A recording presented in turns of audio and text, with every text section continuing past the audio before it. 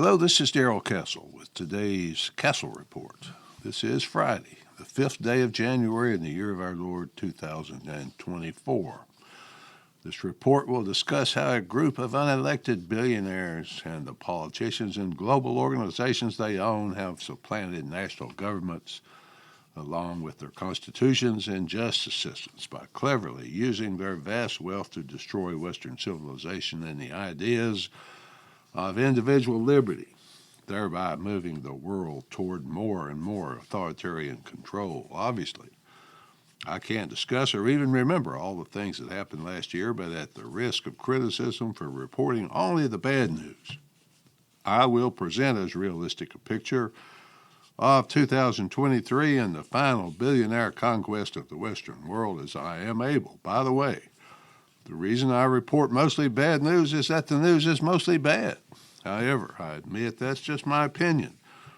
The trend that continued from 2019 through 2023 was the leftover effects of the COVID psyop. I see many people now, including those in government, who admit it was all just a psyop, although they would never use that term. The world was going along just fine, but then a group of madmen, apparently led by the science himself, Dr. Anthony Fauci, decided to release on the world a virus which they weaponized to make it more virulent, more infectious. According to the work of Dr. Naomi Wolf, who examined the Pfizer documents using a team of 3,500 professionals, it was nothing less than an attack on humanity and an attack on the ability of humans to reproduce for the billionaires' insane depopulation agenda.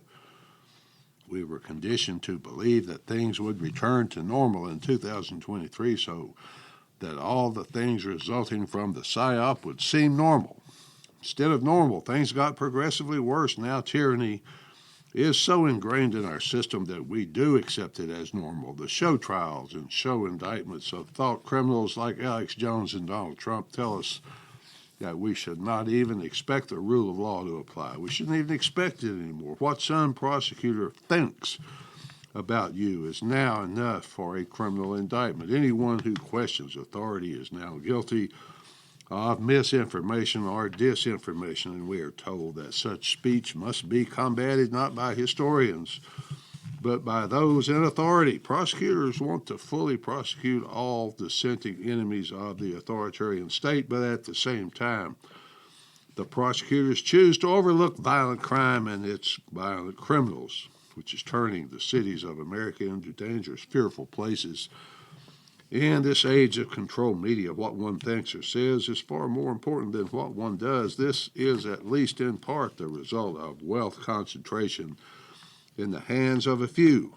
I'm not talking about people who have a nice home in the suburbs, but people who control wealth so vast it exceeds the finances of many countries. For example, 6 mega corporations now control 90% of all U.S. media. That means that the boards of directors, led by one person, acting as chairman, control everything the average person sees, hears, and reads. It's no wonder that people accept as gospel everything that comes out of the corrupt authority that controls information. Wealth concentration brings information control. And with that control, the voices of dissenting people are silenced. The monopolies and interlocking directorships of a handful of enormously rich people put control in just a few hands, and those hands work together to control humanity. Even old enemies, old competitors like Pepsi and Coca-Cola are so interconnected, they're no longer competitors, but simply players in the same rigged game.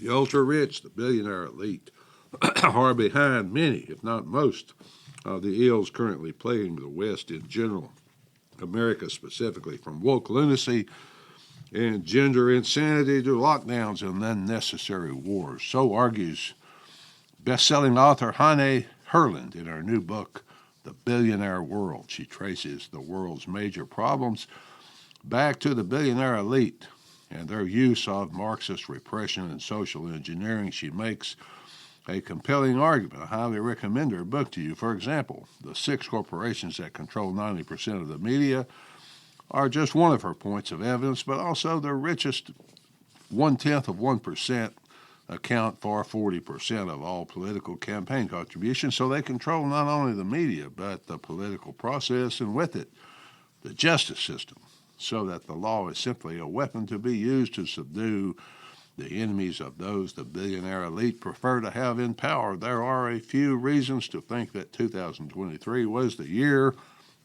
in which the culture started to turn against the woke insanity.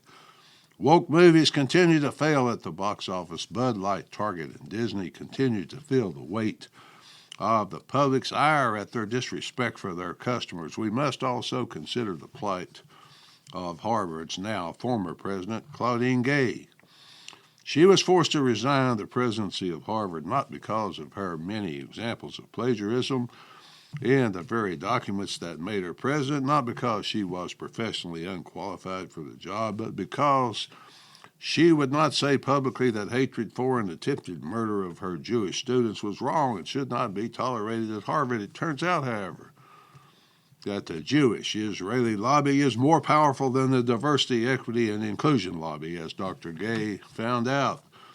Claudine Gay, forced out at Harvard along with many other such anti-woke events, was simply a rearguard action by people fighting to keep things as they are. Rearguard actions are typically battles by a smaller force dispatched to cover the retreat of the main body. The main body in our case is still in retreat, however, so we will have to wait to see if it survives the battle. Don't get me wrong, I'm grateful for the rearguard action because the woke army wants to overturn and destroy the entire culture, just as did the Jacobins in revolutionary France, the Bolsheviks in Russia, and the Red Guards in China.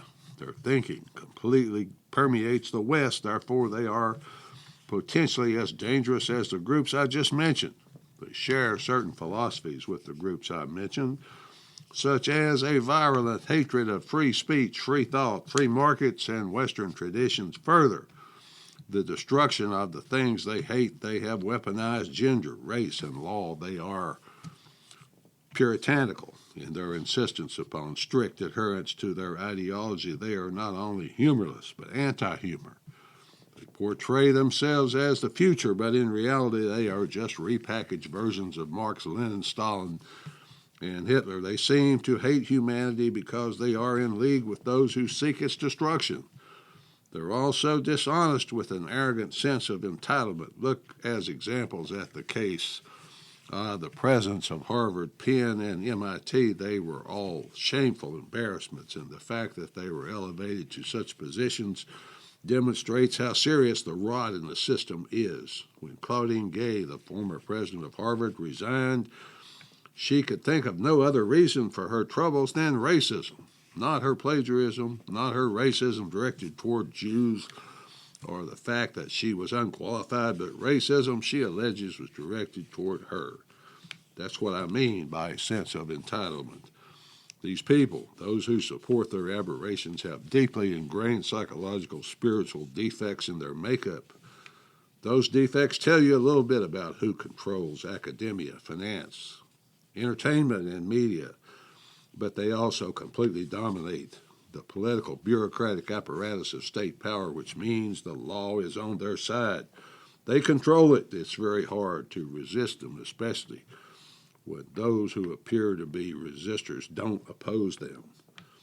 When Bud Light, Target, and Disney make certain changes, it wasn't because of any philosophical difference, but because they value money more than their beliefs. I mentioned the Jacobins of revolutionary France as sharing certain beliefs and traits with the wokesters of today. The Jacobins, starting in 1789, set out to purge France of its monarchy and its church. Those institutions had controlled France for more than 1,000 years. The Jacobins replaced the centralized power of the monarchy, the psychological power of the church, with something whose slogan was liberty, equality, and fraternity. Today, we might call it liberty, equality, and democracy, because they wanted the people empowered to make decisions previously made by monarchy and the church. What they found, however, was the same thing we're finding today, and that is that the second two items of the motto make the first item impossible to achieve. That is, that equality and democracy will not permit liberty to exist. The founders of America knew that.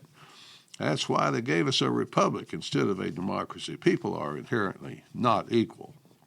There are always people who are stronger, smarter, faster, more charming, more productive than others. Society, if left somewhat alone, will sort itself into some type of hierarchical structure.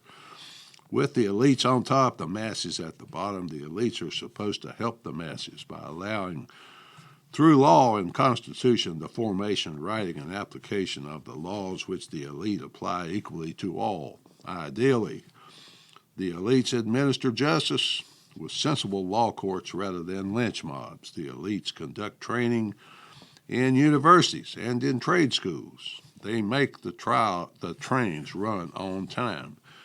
Elites have the power. Power corrupts both the mind and the morals. In a modern, powerful empire, the elites have acquired so much power that corruption, cheating, stealing by those who have power to keep and expand it and by those who seek it is inevitable.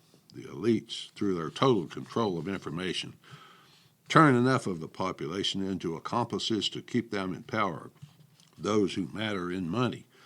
For example, we have to build weapons to the tune of $120 billion worth, give them all to Ukraine, or no American will ever be safe. I suppose that most people fail to realize that a portion of that money, their tax money, forcibly extracted from them, a portion of it is skimmed off by the elite in Ukraine, but the bulk goes to the elite arms makers right here in America to keep their stockholders and their corporate office holders happy.